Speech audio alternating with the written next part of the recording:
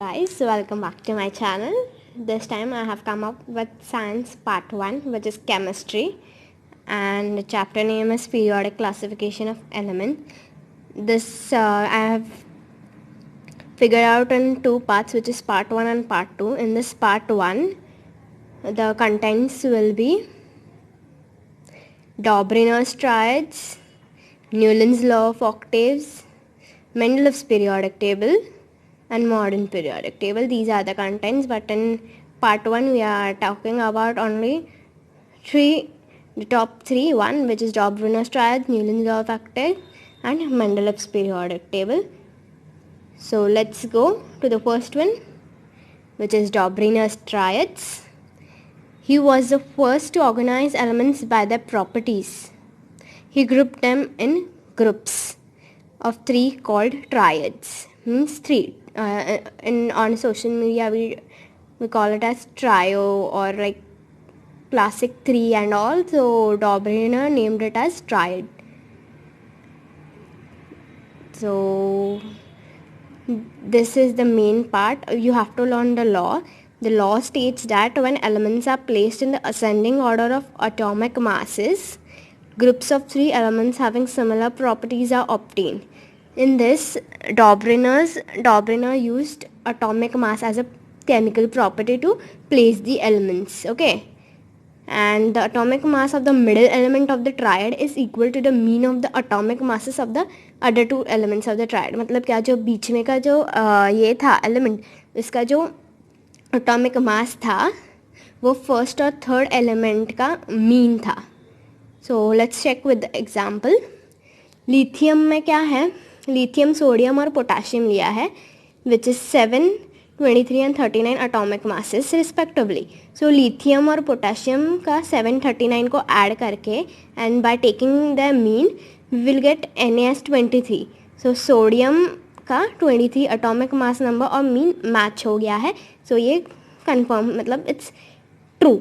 अभी सेकेंड इसमें chlorine, bromine, iodine का चेक करते हैं. सो ब्रोमीन का 81.25 आया, लेकिन exact atomic mass of bromine is 80. तो ये मैच नहीं हुआ है, तो थोड़ा बहुत आगे पीछे हुआ है. Third one is calcium, strontium, barium. इसमें भी थोड़ा बहुत आगे पीछे हो गया है. तो इसमें ड्रॉबैक क्या था डॉब्रिना का? Drawbacks of Dobrynin's law of triad were that it was valid for only for a few groups of elements known during that time.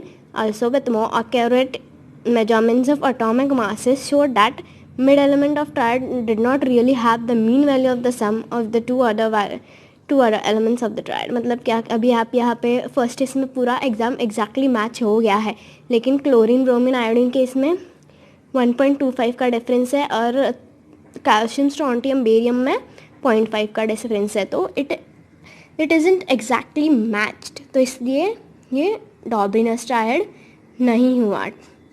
तो अभी नेक्स्ट, न्यूलन्स लॉ ऑफ ऑक्टेव्स. ये न्यूलन्स भी ना ऐसे इन इंग्लिश इस पे गया है. आपको पता है अभी हम लोग बोलते हैं सा रे ग म प द नि सा, सा नि ध म प द रे सा.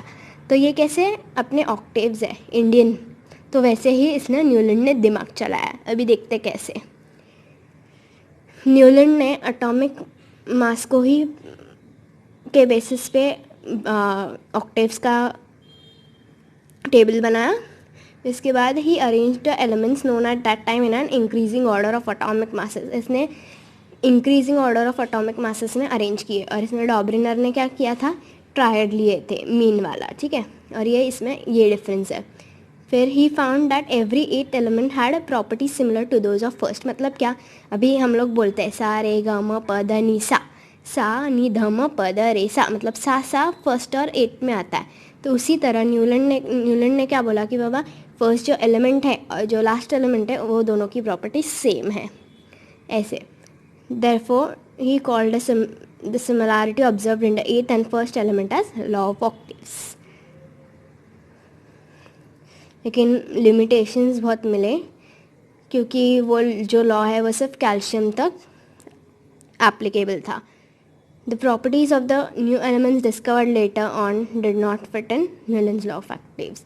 सिर्फ कैल्शियम तक ही वैलिड था, उसके बाद फिट नहीं हुआ. See this is the table, मतलब कैसे 2 लाइन्स उसके बाद वर्क ही नहीं हुआ न्यूलैंड्स का लॉ। अभी नेक्स्ट, अभी न्यूलैंड वर्क नहीं हुआ इसलिए मेंडलीव्स आया। मेंडलीव्स का तो टेबल बहुत बड़ा है। इसने क्या किया, पीरियड्स और ग्रुप्स में किया। पीरियड्स मतलब हॉरिजॉन्टल रहते हैं और ग्रुप्स मतलब वर्टिकल रहते हैं। Groups are from 1 to 7, 1 to 8 and periods are from 1 to 6 इसमें मेंडलीव्स में। सो लेट्स सी, ये रशियन था Dmitri Mendeleev considered fundamental property of element namely atomic mass as standard and arrange 63 elements. इसने 63 elements arrange किए और इसे दोनों chemical और फिजिकल प्रॉपर्टीज़ पे ऑर्गेनाइज किया। Properties of elements are periodic function of the atomic masses. इसने क्या बोला कि atomic mass is a periodic function, मतलब ये जो पूरा टेबल है वो सिर्फ एटॉमिक मास पे ही बेस्ड है। ये था मेंडलीव का।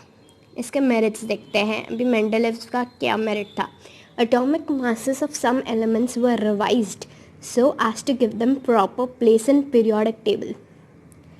मतलब देखिए एग्जाम्पल पे, एटॉमिक मास ऑफ बेरिलियम 14.9 था पहले, लेकिन फिर बाद में 9.4 को करेक्ट किया and then was placed before boron.